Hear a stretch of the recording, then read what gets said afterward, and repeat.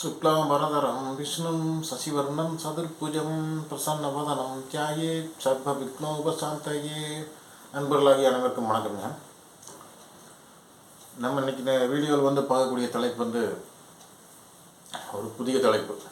அது என்னன்னு சொல்லி கேட்டிங்கன்னா, 8ஆம் ஸ்தானத்தின் தீமைகளை வெல்வது எப்படி, 8ஆம் ஸ்தானத்தின் தீமைகளை வெல்வது எப்படி அப்படிங்கிற அந்த வீடியோவோட விளக்கம். சரிங்களா? பொதுவாக 6, 8, 12 அப்படிங்கிறது துருஸ்தானங்கள். 3, 6, 8, 12 அப்படிங்கிறது பொதுவாக துருஸ்தானம். இதில் 3, 12 அப்படிங்கிறது சில நன்மை தீமைகள் அப்படிங்கிறது மிக்ஸ் ஆகிருக்கு. சரிங்களா? 6, 8, 12 தான் முழுமையான துருஸ்தானங்கள். இது 8ஆம் ஸ்தானம் தான் அச்சுறுத்தக்கூடிய துன்பங்களை தரக்கூடிய துருஸ்தானம். சரிங்களா? இது ஏன்னா இது மறைவு ஸ்தானம். 6, 8, 12 அப்படிங்கிறது மறைவு ஸ்தானங்கள்.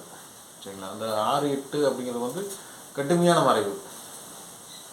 8 அப்படிங்கிறது திடீரென்று நடக்கும் நன்மை தீமைகளுக்கெல்லாம் காரணம் 8ஆம் ஸ்தானம் தான். இதில் நன்மையான பலன்கள் அப்படிங்கிறது சொற்பளவில் தான் இருக்குது. சரிங்களா? திடீர் தீமையான பலன்கள் தான் மிக அதிகமாக இருக்குது.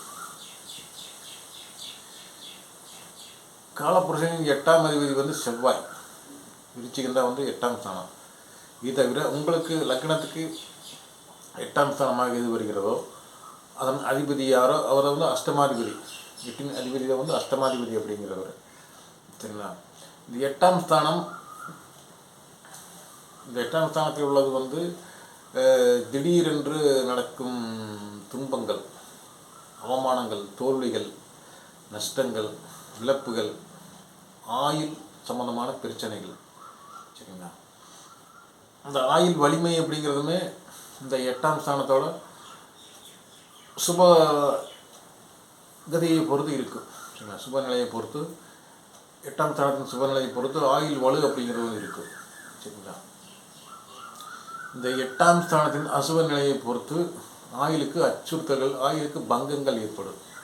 சரிங்களா? அந்த தலைமறைவு வாழ்க்கை, காணாமல் போயிடுறது, இதெல்லாம் 8ஆம் ஸ்தானம் தான். தலைமறைவு ஆகிறது அப்படின்னா வெளிநாட்டுக்கு போகிறதும் தான். அது நன்மையான பலன்கள். சரிங்களா?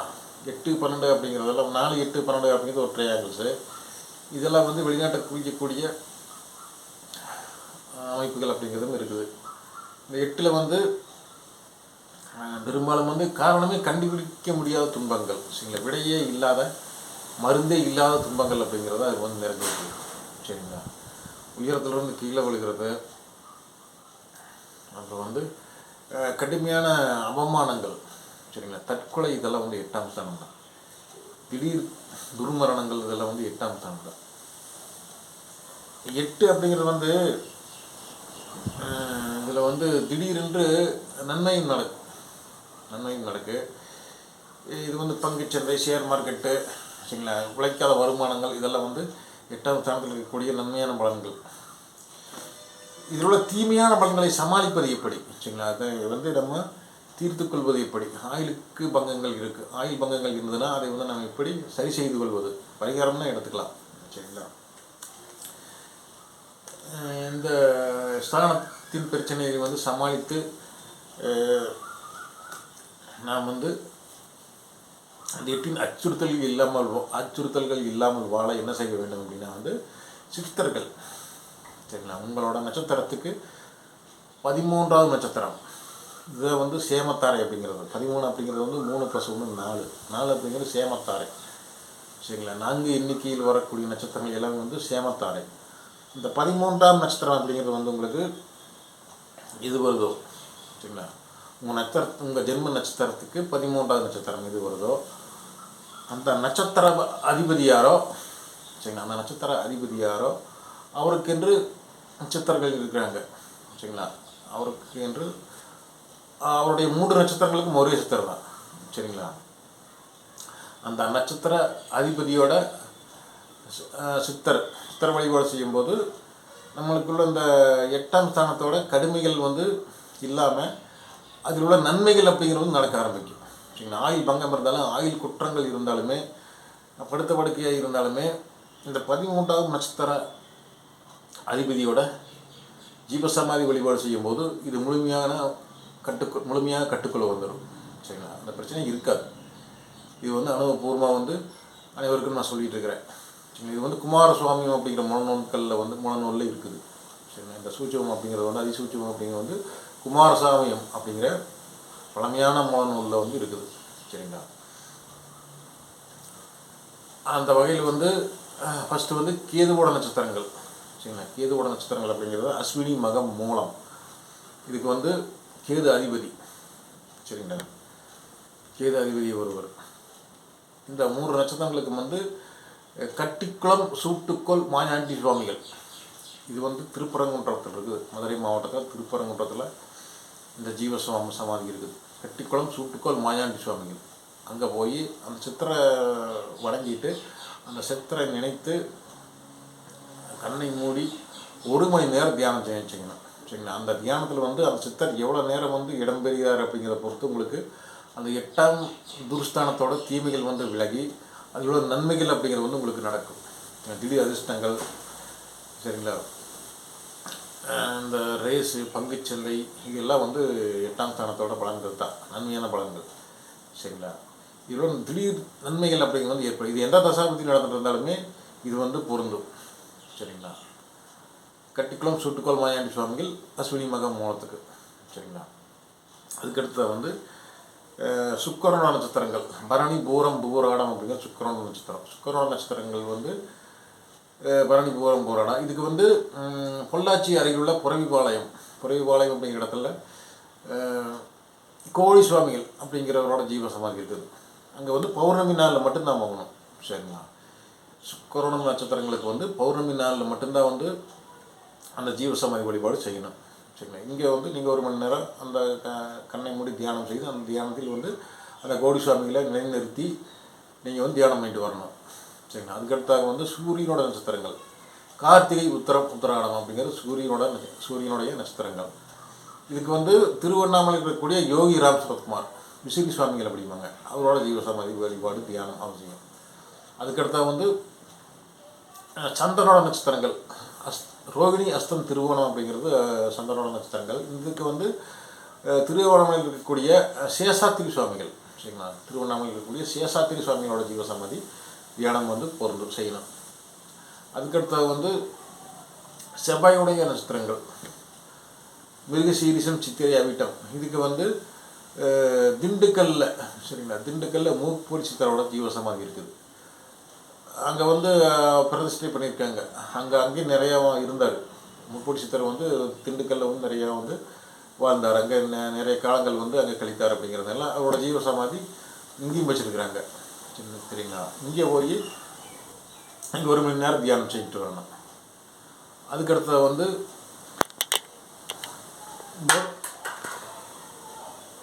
ராகுவுடைய நட்சத்திரங்கள் திருவாதிரை, சுவாதி, சதயம் அப்படிங்கிறது வந்து ராகுவுடைய நட்சத்திரங்கள். இந்த ராகுவுடைய நட்சத்திரங்களுக்கு வந்து வணங்க வேண்டிய சித்தர் வந்து அதே வந்து மூக்குப்பொடி சித்தர் தான். ஆனால் இங்கே இது வந்து திருவண்ணாமலையில் இருக்குது. சரிங்களா? திருவண்ணாமலையில் இருக்கக்கூடிய மூக்குப்பொடி சித்தரோட ஜீவசமாதி. சரிங்களா? அங்கே தான் வந்து அவரை அடக்கம் பண்ணியிருக்காங்க. ஜீவசமாதியும் இருக்குது. இங்கே வந்து நீங்கள் வந்து தியானம் செய்யணும். சரிங்களா? அதுக்கடுத்தது குருவினுடைய நட்சத்திரங்கள் புனர்பூசம், வீசாகம், புராட்டாதி அப்படிங்கிறது வந்து குருவினுடைய நட்சத்திரங்கள். இதுக்கு வந்து ரமண மகரிஷி. சரிங்களா? ரமண மகரிஷியோட ஜீவசமாதி திருவண்ணாமலையிலும் இருக்குது. சரிங்களா? அந்த ஜீவசமாதி தியானம் வந்து நீங்கள் வந்து செய்யணும். அதுக்கடுத்தாக வந்து சனியினுடைய நட்சத்திரங்கள் பூசம், அனுசம், உத்திரட்டாதி அப்படிங்கிற நட்சத்திரங்களுக்கு வந்து சனி அதிபதி. இந்த சனியோட நட்சத்திரங்களுக்கு வந்து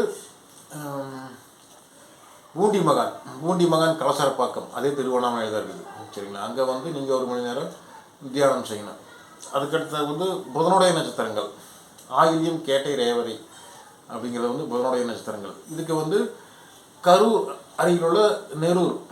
சரிங்களா? கரூர் அருகிலுள்ள நெரூர் அப்படிங்கிற இடத்துல சதாசிவ பிரம்மேந்திர ஜீவசமாதிகள் அப்படிங்கிறது இருக்குது. சரிங்களா? சதாசிவ சுவாமிகளோட ஜீவசமாதி வந்து கரூரில் நெரூர் அப்படிங்கிற இடத்துல இருக்குது. இங்கே வந்து நீங்கள் 1 மணி நேரம் இந்த சித்தரை நினச்சி ஞாபகத்தில் நிலைநிறுத்தி நீங்கள் 1 ஹவர் வந்து தியானம் செஞ்சுட்டு வரணும். சரிங்களா? அந்த தியானம் செஞ்சுட்டு வேறு ஏதோ பரிகாரங்கள் இதெல்லாம் எதுவுமே செய்ய வேண்டியதில்லை. சரிங்களா? அந்த சித்தரோட ஜீவ சமாதியில் இருக்கக்கூடிய அந்த வேவ் அப்படிங்கிற அந்த அலைகளை நீங்கள் வந்து பெற்று வந்தாலே போதும். சரிங்களா? அந்த சித்தர்களுக்கு வந்து இறுதி காலங்கள் முடிவு அப்படிங்கிறது கிடையாது. சரிங்களா? அவங்க ஜீவ சமாதி மட்டும்தான் இருக்கிறாங்க. அவங்களோட வேவ் அப்படிங்கிறது வந்து இருந்துட்டு தான் இருக்குது. சரிங்களா? ஏன்னா சித்தர்களுக்கு மட்டும்தான் அந்த ஒரு தனி ஒரு சக்தி இருக்குது. சரிங்களா? சித்தர்கள் வந்து சிவனுடைய அம்சங்கள். சரிங்களா? சித்தர்கள் அனைவருமே வந்து சிவனுடைய அம்சம். அதனால் வந்து இந்த இடத்துல எல்லாம் வந்து அவங்களோட வேவ்ஸ் அப்படிங்கிறது வந்து இருந்துகிட்டு இருக்குது. சரிங்களா? அவங்க வந்து சித்தர்கள் வந்து கூடு விட்டு கூடு பாயும் ஆற்றல் உள்ளவங்க. சரிங்களா? அதாவது வந்து ஒருத்தருடைய வேண்டுகோளுக்கு இணங்க அல்லது தன்னோட விருப்பத்துக்கு ஏற்ப, சரிங்களா, அந்த உயிரின் ஒரு அவா, சரிங்களா, அந்த உயிரோட அவா வந்து பூர்த்தியாகும் பட்சத்தில் அல்லது வந்து அந்த உயிரோட மனைவி அல்லது ஒன்று விட்ட உறவுகள் அப்படிங்களோட விருப்பங்கள் பூர்த்தியாகிறதுக்கு வேண்டி அவங்க வேண்டுகோளுக்கு இணங்க அந்த உடலில் புகுந்து அது செய்ய வேண்டிய ஒரு காரியங்கள் எல்லாம் வந்து நிறைவடைய செய்து அப்புறம் மீண்டும் தன் உடலிலே வந்து பூந்துக்குவாங்க சித்தர்கள். சரிங்களா? அந்த மாதிரி கூடு விட்டு கூடு பாய் மாற்ற உள்ளவங்க சித்தர்கள். அதனால் வந்து அவங்களுக்கு மட்டும்தான் வந்து ஆயுளுக்கு நடக்கக்கூடிய ஆயுளுக்கும் பிரச்சனைகளுடைய, சரிங்களா, ஆயுளுக்கும் பிரச்சனைகளுடைய ஆயுளுக்கே பிரச்சனைகளுடைய, சரிங்களா, ஆயுள் அப்படிங்கிறது குற்றம். ஆயுள் இருந்தால் தான் வந்து சுகர் இருந்தால் தான் சித்திரம் வரைய முடியும். ஆயுள் இருந்தால் தான் வந்து நம்ம சுவாசிக்க முடியும், வாழ முடியும். சரிங்களா? அந்த உடலுக்கு வந்து மூச்சு காற்று அவசியம். அதனால் வந்து ஆயுள் இருந்தால் தான் வந்து இது அனைத்துமே நடக்கும்.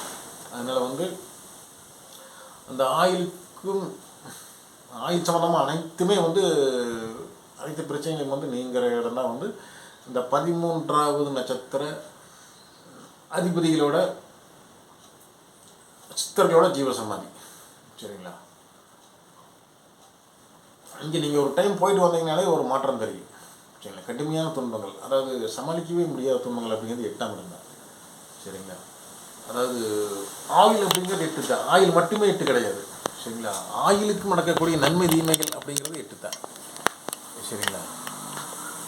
இந்த 8ஆம் ஸ்தானம் வந்து வலுவாக இருக்கும் பட்சத்தில் வந்து அசுபமாக இருந்து வலுவாக இருக்கும் நேரடியான அந்த அதிபதி வந்து நேரடியான வலுவில் இருக்கும்போது அந்த ஸ்தானம் வந்து உச்ச கிரகத்தோட பார்வை பாவகிரகங்கள் வலுவாகி உச்சபட்ச வலுவாகி அந்த 8ஆம் ஸ்தானத்தை பார்க்கும்போது அது வந்து வலுவடையும் 8ஆம் ஸ்தானம் அப்படிங்கிறது. சரிங்களா? அதாவது சனி பார்த்தாருன்னா அது வந்து தீமை. மற்ற கிரகங்கள் செவ்வாய், சரிங்களா, இந்த செவ்வாய், இந்த சந்திரன் வந்து பாவதோமான சந்திரன், உச்சமாகி அமாவாசை நிலையிலிருந்து ரிஷபத்திலிருந்து 8ஆம் ஸ்தானத்தை பார்க்கும்போது, சரிங்களா, இந்த பாவம் வந்து பாதிப்படையும். சூரியன் வந்து மேசத்துலேருந்து உச்சமாகி 8ஆம் ஸ்தானத்தை பார்க்கும்போது 8 அப்படிங்கிறது வந்து விருச்சிகம் தான். சரிங்களா? சந்திரனோட பார்வை உச்ச பார்வை அப்படிங்கிறது வந்து ரிஷபத்திலிருந்து தனுசு பார்ப்பார். தனுசு ராசி அப்படிங்கிறது 8ஆம் ஸ்தானம். அதனால் வந்து ரிஷபத்தில் இருக்கக்கூடிய சந்திரன் தனுசு ராசியை அமாவாசை ஆகி, சரிங்களா, ஒளி இல்லாமல் அமாவாசை நிலையிலிருந்து பார்க்கும்போது அந்த 8ஆம் ஸ்தானம், அதாவது ரிஷப லக்னக்காரங்களுக்கு ரிஷபராசிக்காரர்களுக்கு வந்து 8ஆம் ஸ்தானம் சந்திரன் ரிஷபத்திலிருந்து பார்க்கும்போது வந்து பாவத்துவம் அடைய அந்த ஸ்தானம். மற்ற கிரகங்களோட பார்வைகள் அது மேலும் வந்து அந்த ஸ்தானத்துக்கு சனியோட பார்வை செவ்வாயோட பார்வைகள் இருந்தால் அந்த ஸ்தானம் வந்து மேலும் வந்து மேலும் வந்து அது மோசமடையும். அதனால் வந்து பாவத்துவம் அடையும். 8ஆம் ஸ்தானம் அப்படிங்கிறது பாவத்துவம் அடையும். இந்த மாதிரி நபர்களுக்கு எல்லாமே வந்து அதாவது சனி பார்த்தா இருந்தால் சனி 8ஆம் ஸ்தானத்தை பார்த்தாலுமே அது பாவத்துவம் தான் அடையும். அது கடுமையான பாவத்துவம் அடைஞ்சது சனி பார்த்தா. சனி ஆயுள்காரகர் தான்.